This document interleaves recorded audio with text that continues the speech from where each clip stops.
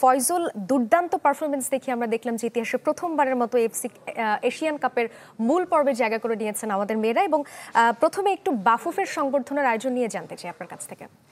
আয়োজনটা আসলে যেহেতু মধ্যরাতে হচ্ছে, সময় খুব কম, কারণ একটা পরিকল্পনা একবার ছিল যে ভুটান লিগটা শেষ করে আসার পরে আবার করা যায় কিনা, তো সেখানে অনেকটা সময়ের কিছু ব্যাপার স্যাপার রয়ে যায় এবং পরবর্তী কোনো ব্যস্ততা হয়তো বা চলে আসতে পারে, কোনো প্রীতি ম্যাচ বা অন্য কোনো কিছু। সেই জন্য ফেডারেশন সিদ্ধান্ত নিয়েছে রাত করেই করবে এবং এটা আসলে মানে এই আমিজটা থাকতেই সেই চেষ্টাটা তারা করতে যাচ্ছেন এবং সেখানে খুব সংক্ষিপ্ত আয়োজন, ফুটবলাররা আসবেন, ক্যাপ্টেন কোচ হয়তো বা বক্তব্য রাখবেন এবং ফেডারেশনের কর্তা এবং পৃষ্ঠপোষক প্রতিষ্ঠানের কয়েকজন কর্মকর্তা হয়তো বা বক্তব্য রাখবেন এবং তাদেরকে এক মঞ্চে তোলা হবে, একটু রিকগনিশন দেওয়া হবে। বিষয়টা এখানেই সীমাবদ্ধ।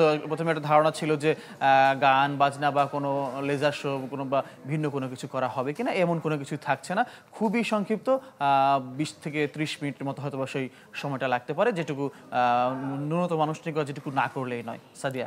ফয়জুল, একটা প্রশ্ন থেকে যায় যে ঢাকায় নামার আসলে কয়েক ঘন্টা পরেই কিন্তু দুজনকে ফ্লাইট ধরতে হবে, তো সেই ক্ষেত্রে আসলে ঋতুপর্ণা মনিকারা যদি ভুটান থেকে ফিরে আসলে এই সংবর্ধনাটা করা যেত, এই বিষয়টা নিয়ে বাফুফে কিছু ভেবেছিল কিনা?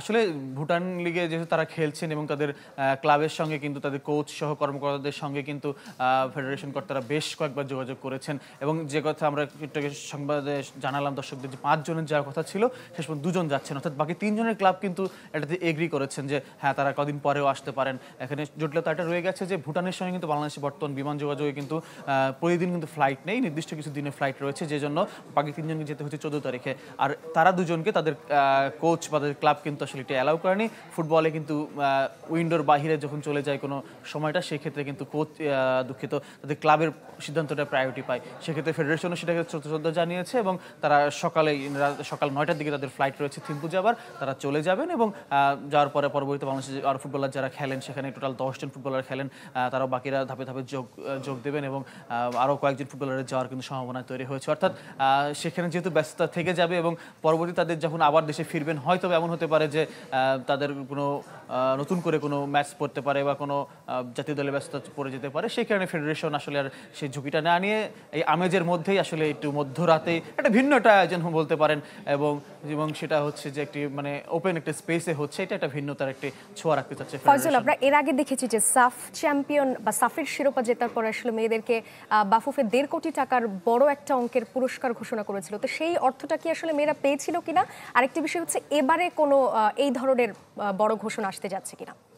এবারে এখনো ঘোষণা আসতে পারে কিনা, এখনো ফেডারেশনের একাধিক কর্মকর্তার সঙ্গে কথা হয়েছে, তারা এখনো সিদ্ধান্তে পৌঁছাতে পারেননি এবং তারা সেটি নিয়ে ভাবছেন এবং সে কোনো ঘোষণা আজ রাতে আসবে কিনা সেটি নিয়েও দ্বিধা রয়েছে। এবং গত সবশেষ সাফ চ্যাম্পিয়ন হওয়ার পরে আপনি যে কথা বলছিলেন 1.5 কোটি টাকার পুরস্কারের কথা, সেই টাকা এখনো নারী ফুটবলাররা পাননি।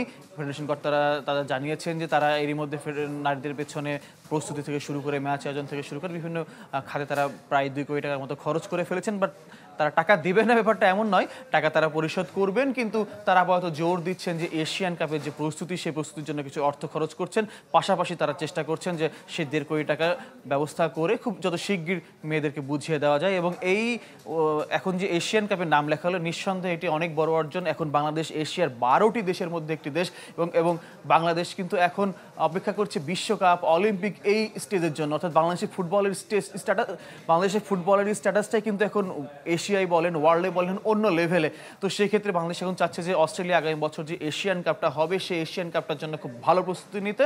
এবং পাশাপাশি ফেডারেশন নারীদেরকে ভুলে যাচ্ছে না, কারণ তারা ফেডারেশনের কর্মকর্তাদের মনে আছে, আমরা আজকে বিষয়টি নিয়ে কথা বলেছি একাধিক কর্মকর্তার সঙ্গে। কিছুক্ষণ আগে ইন্টারভিউ দেখেছেন ফেডারেশনের একজন সহসভাপতি, তার সঙ্গে কথা হয়েছে।